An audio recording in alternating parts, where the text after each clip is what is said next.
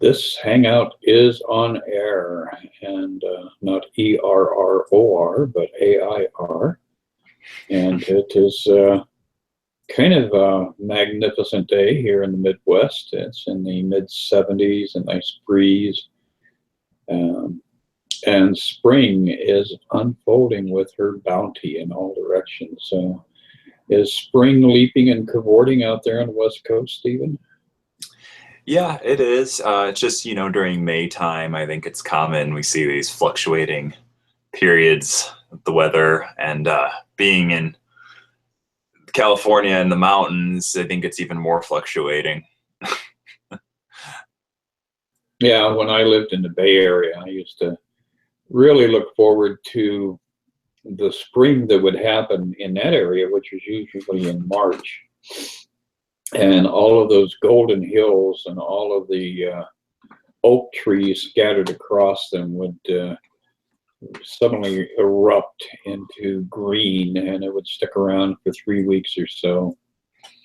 For those who live in that region, Mount Diablo normally is this golden mountain, very mystical, very beautiful mountain, and it would turn emerald green, and it was just astonishing. And I used to love to go up and enjoy the waterfalls and the creeks and rivulets that were flowing very enthusiastically as those spring rains came through and made everything very verdant.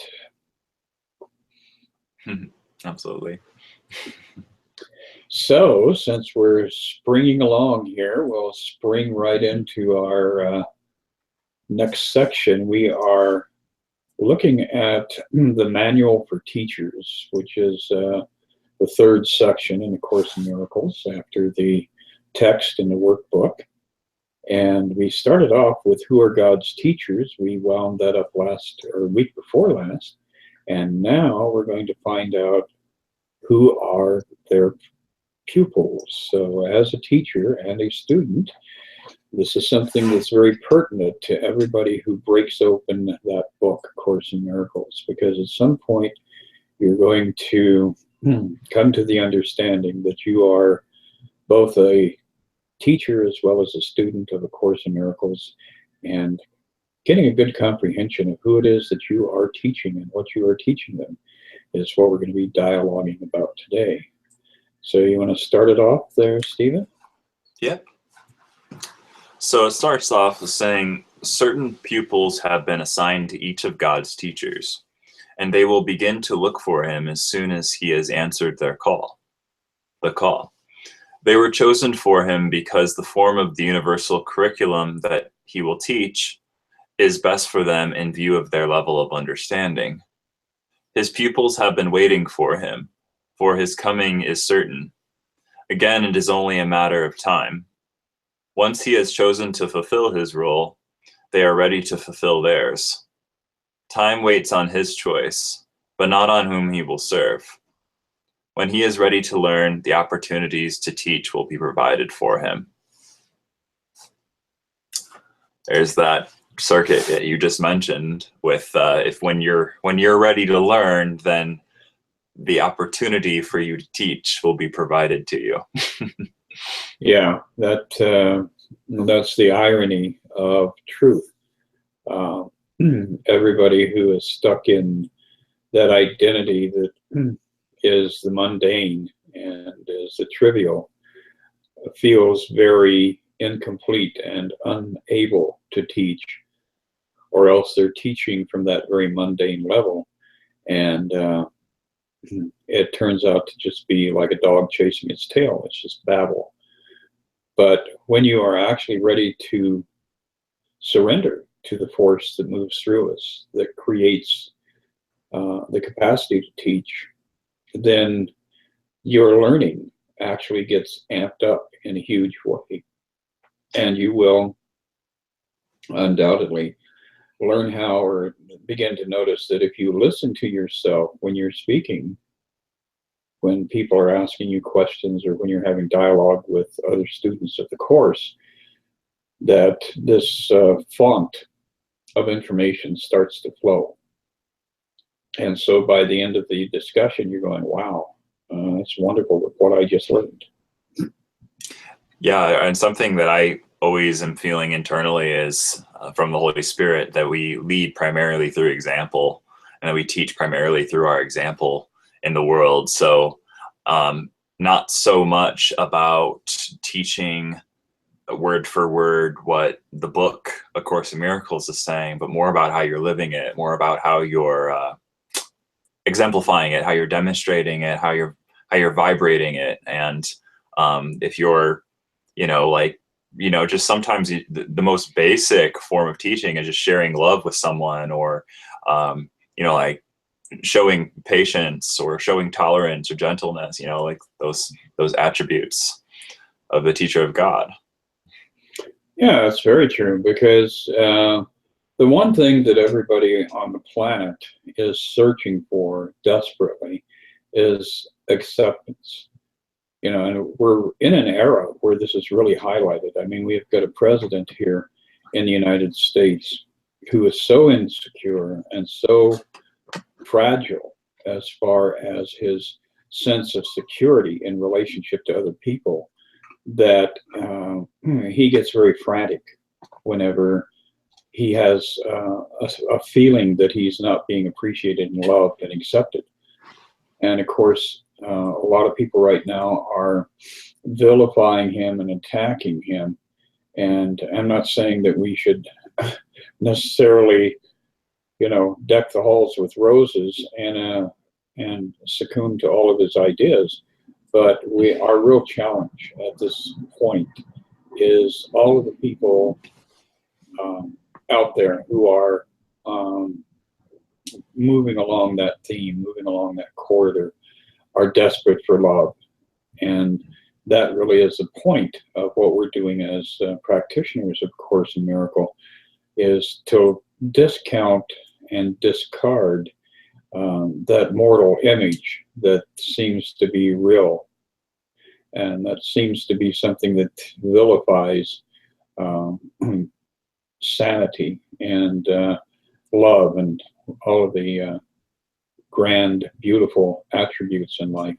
So we're living in a period where our challenges are very, very extreme in many ways, but at the same time are astonishingly powerful, because this is how we do fulfill our function as the world is unfolding around us, is to not attack, but to forgive and extend love and grace to everybody that we encounter.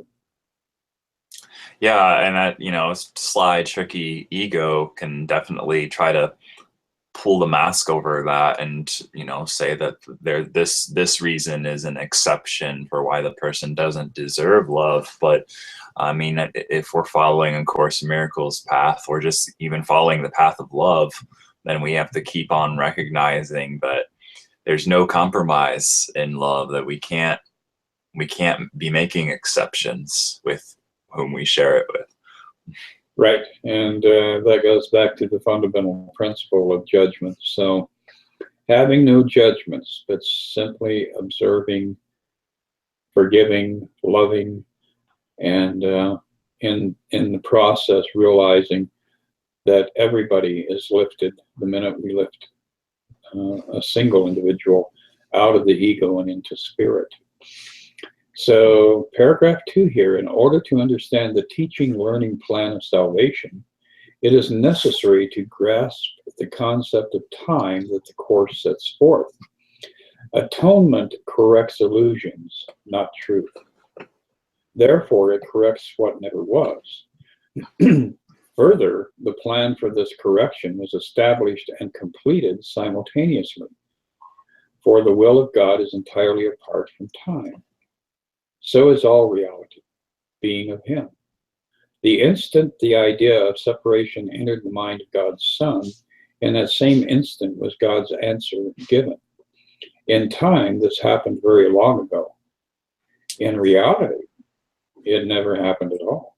Boy, is that an interesting conundrum that we're presented with here it goes back to that idea over and over again that none of this is real, that it never really happened. And that becomes a very powerful anchor for all of us, because as soon as we can fully surrender our resistance to that idea, then all of a sudden we're able to look at things without a desire to protect ourselves from what appears to be real. And that goes back into that idea of sensory perception. If you can see it, taste it, touch it, smell it, or hear it, it is not real. So get over it. Yeah, and I think that that's kind of a good spot to understand, for me, what tolerance really is and what patience really is, which they get to later in this this book, in describing the teachers of God. And so the reason that pulls that idea up for me of tolerance is because we know that this isn't real. We know that it's just a bunch of appearances and a lot of ego tricks that we're confronted with on a daily basis throughout this life. But when we can become aware of that, when we become less concerned with the images presented to us, when we become more detached from thinking that things here have meaning, then I think that we can operate in this world with a lot more love. We can. In it. We can stay rooted in the love. Exactly. And part of that whole convoluted process is to come to the recognition that we were the ones who wrote the script for the movie that we are watching. And within that, every assault on our sense of being connected to God and our sense of being a spiritual being is something that our lower self has very cleverly crafted so that we can abandon our power and our truth. So it is insidious the way that we have created this conundrum, but the magnificent thing is the process that God created for us to transcend it, to move away from it, and to come out on the other side and be able to take mastery over it. Yeah, absolutely. And then it's a very practical process as well, right? That we progress through it with the Holy Spirit always with us, and knowing that we can call on the Holy Spirit to help us with the dream world. Oh, you're still muted there, Chris. Yeah, the beauty of it is that within all of this process, it is a return to love for us individually. And we see how that works immediately. As soon as you implement it, as soon as you listen to what the Course is saying, and you actually start to implement it, you see results. And that is the beauty of how this whole journey unfolds around us. Absolutely. And so the next paragraph says, the world of time is the world of illusion. What happened long ago seems to be happening now. Choices made long since appear to be open, yet to be made. What has been learned and understood long ago passed by is looked upon as a new thought, a fresh idea, a different approach. Because your will is free, you can accept what has already happened at any time you choose. And only then will you realize that it was always there.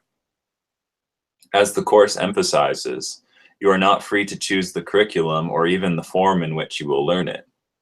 You are free, however, to decide when you want to learn it. And as you accept it, it is already learned. Any thoughts on that topic? Well, that gets us back into that whole idea of how the Course works in time and uses time on our behalf to help us understand that there is no such thing as time itself. So that's kind of a fun romp if you sit back and play with that in your mind's eye. The only thing that you're free to do is to decide when you want to learn it. And as you accept it, it is already learned. That last sentence is really beautiful, because the acceptance of it means that your distortion or misunderstanding actually never occurred.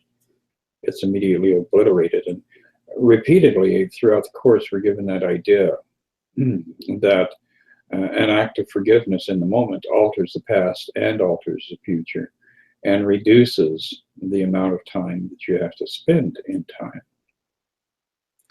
Yeah, I think that always the course is putting the ball back in our court and always reminding us that you're choosing to experience whatever you're experiencing, and that you're really responsible for how you're interpreting it and how you're feeling about it, and every little nuance of that fantasy that you're currently having.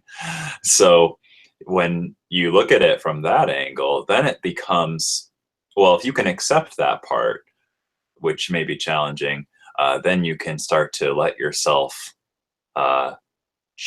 accept the solution, which is to accept that it isn't real. Absolutely. And we continue to move forward with this dialogue about time.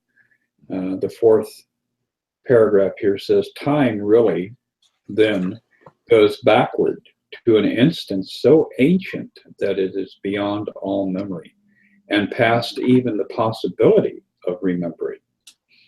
Yet because it is an instant that is relived again and again and still again, it seems to be now. And thus it is that pupil and teacher seem to come together in the present, finding each other as if they had not met before. The pupil comes at the right time to the right place. This is inevitable because he made the right choice in that ancient instant, which he now relives. So has a teacher too made an inevitable choice out of an ancient past. God's will in everything but seems to take time in the working out. What could delay the power of eternity? And I've really seen this with my own, connectivity to people, and you're just one of the people in my life that I kind of pointed in the direction of the course. And, initially you weren't ready to listen to that yet.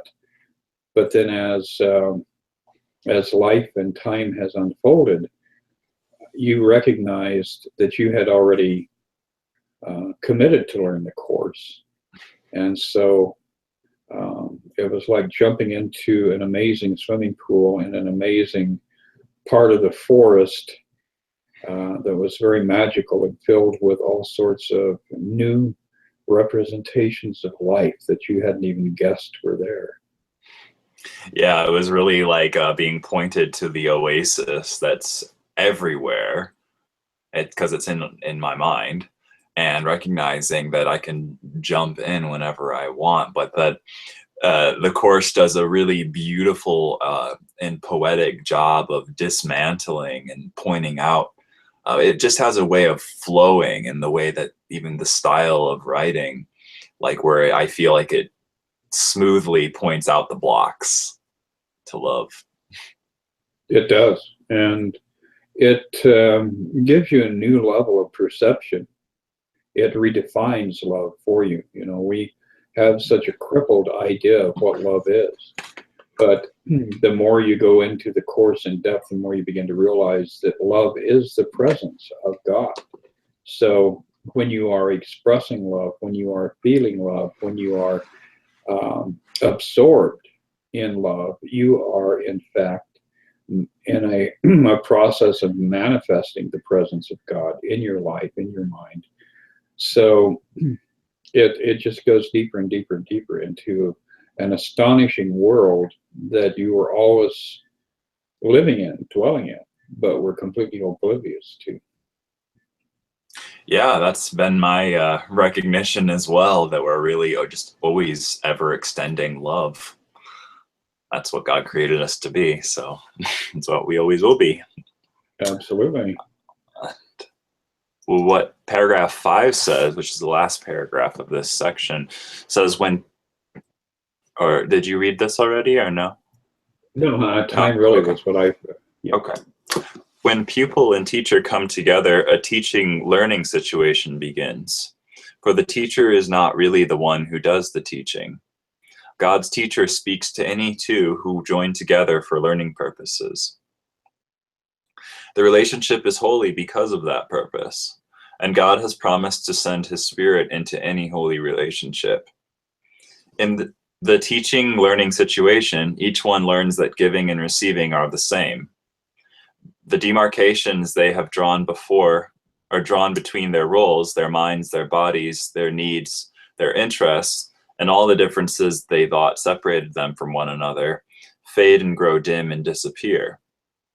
Those who would learn the same course share one interest and one goal. And thus he who was the learner becomes a teacher of God himself, for he has made the one decision that gave his teacher to him. He has seen in another person the same interest as his own. I think that's some really profound stuff in the end of that section, because when we meet different people, what seems to be these different types of people with different roles and different characteristics, it's like those things, the things that make us appear special really have to be discarded to come back to that truth that we're sharing the same common goal. Yes, and to get to a point where we are fully able to embrace the idea that our physical appearance or physical being is completely and utterly irrelevant. And, peppered throughout the course, there are mentions of the great rays that shine forth from every person that you meet. And you get closer and closer to being able to perceive that in a literal way, the more that you are willing to not accept the testimony of the senses about the appearance of people. So it really pulls us up to a higher plateau. And, I've seen this so many times in my own life. One of our videos a couple of weeks back, a young gentleman in Ireland made a comment on the video, and I contacted him, and now I'm engaged in a lot of dialogue with him about the course. And it's, it reiterates that idea that when you are ready to fully accept your role as a teacher, the students will appear, and, you engage in this very magical dance. So learning how not to be discerning or judgmental, I guess is a better word, in regards to the people who show up on your doorstep is really a key element in your ability to fulfill your role in this journey of A Course in Miracles. Yeah, it really seems to be that to really master being God's teacher, just focus on being God's student the best that you can. I mean, we're all learning from God, really. Like, God is the source of the valuable information. So Right. You can fractionate it by saying, the Holy Spirit is the source, or Jesus is a source, or the Christ is a source. But at some point, you're going to have to grow through those differentiations to the recognition that there is only one thing that exists, and that is God, and that you exist in God as part of God's will. yeah, and that's something we can all come to recognize within us, right? Exactly. It's inevitable. Yeah. There are no discussions about this. At some point, you will recognize the inevitability of you just say God is, and you drop the mic. Right. And then everything else, like anything that else that appears to be, it wasn't real to begin with, which is why it needs to eventually fade away back into nothing. Absolutely, yes. So, Well, Stephen, we've finished up section 2. Next week, we'll be looking at what are the levels of teaching, and this sounds very interesting too, because you know, we're definitely in this material world very concerned about kindergartners and, you know, third graders and high schoolers and PhDs, and so I think we'll get some clarification on what it is that we're teaching and what levels we're teaching from. right. I guess we're learning how to get our PhD in God's curriculum. Yes, that is a big part of it. It absolutely is. Absolutely. Cool. Well, I look forward to meeting again next week, then we'll pick up again. Yes, enjoy the California breeze, and we'll be chatting again in 7 days. Sounds good. Have a great week, Chris. You too. Take care.